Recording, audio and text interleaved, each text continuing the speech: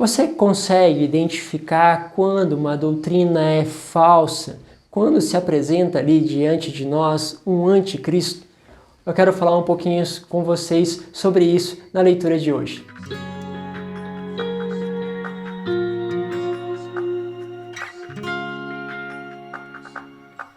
Em nome do Pai, do Filho e do Espírito Santo.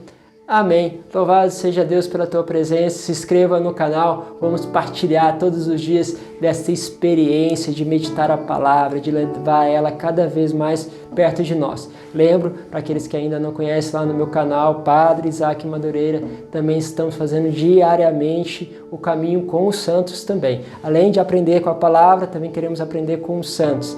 Pega aqui todas as coisas com a palavra de Deus, que é o mais importante, afinal de contas aqui está o santo.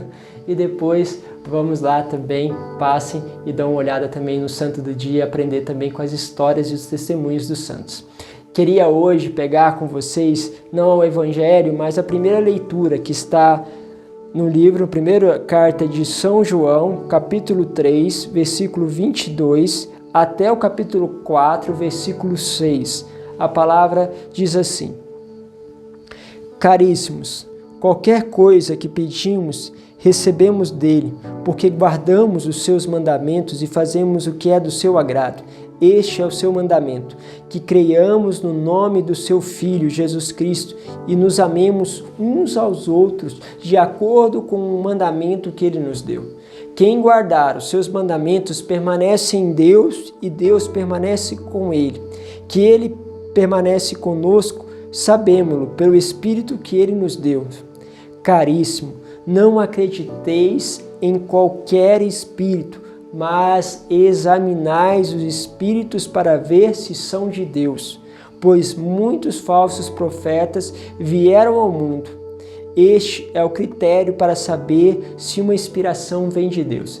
Vamos lá. Este é o critério para saber se uma inspiração vem de Deus. Todo espírito que leva a professar que Jesus Cristo veio na carne é de Deus, e todo espírito que não professa fé em Jesus Cristo não é de Deus. É o espírito do anticristo. Pronto, discernimento.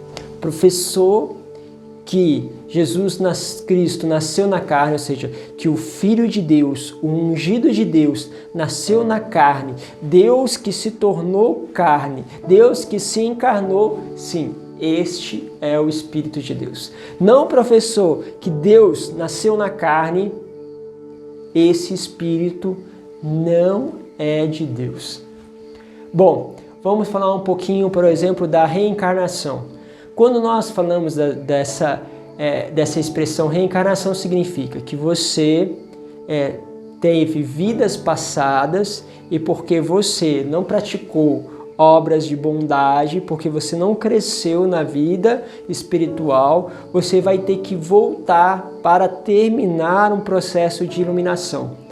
Esse processo significa que cada vez que você vai fazendo, você vai eliminando os karmas, que são aquilo que você fez de errado, as coisas que você não fez corretamente, aquilo que você tem que pagar, a tua dívida, vamos dizer assim.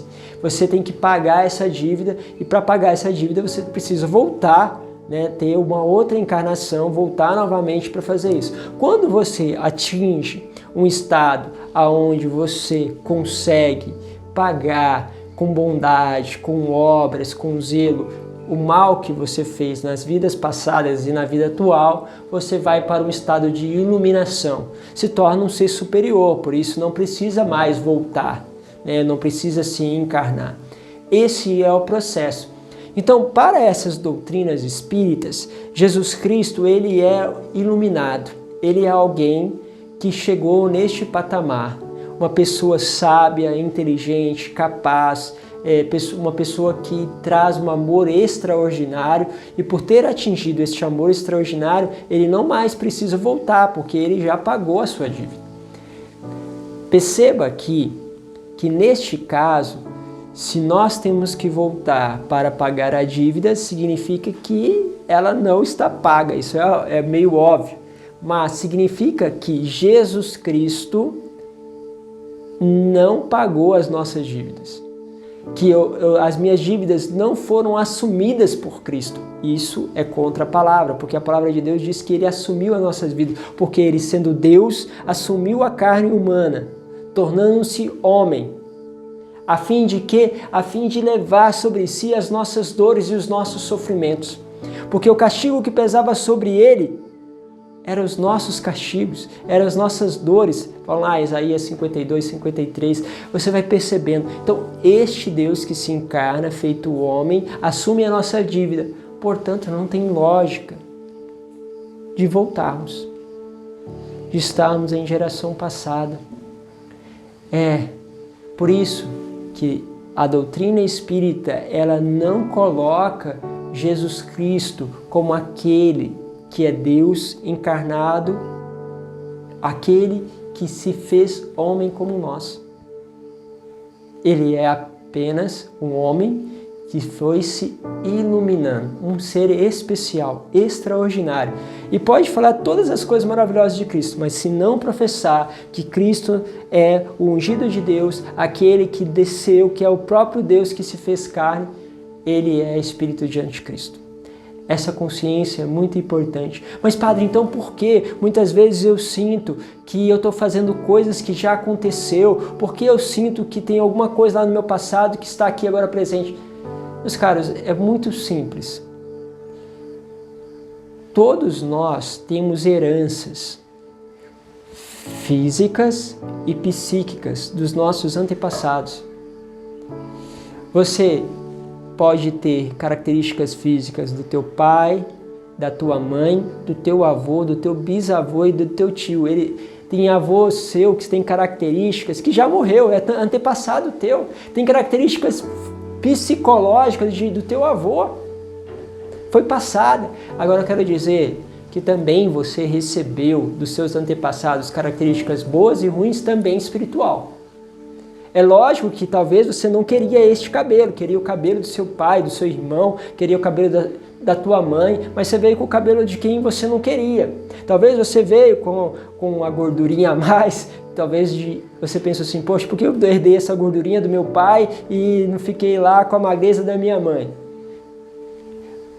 Ou seja, você herdou coisas boas e ruins, coisas que você, na verdade, considera boas e que você gostaria de outras opções. Isso acontece nas realidades espirituais também. Tem muitas coisas que nós herdamos que realmente nós não gostaríamos, mas que faz parte. Por isso, muitas coisas que aconteceram lá atrás vêm até nós. Mas não é que nós fomos nosso antepassado de 30 anos atrás, não, 30 gerações atrás. Não. É que as influências de antepassados chegam até nós, tá? E não é que eu fui aquele antepassado, eu trago memória genética e espiritual desses antepassados. Temos características de sofrimento no Brasil simplesmente porque foi um país colonizado e teve muitos escravos. Tem uma carga psicológica dentro de cada um de nós porque muitos dos nossos antepassados foram escravos. E isso faz há muito tempo. Volto a dizer, se não professar que Deus veio na carne, é doutrina do anticristo.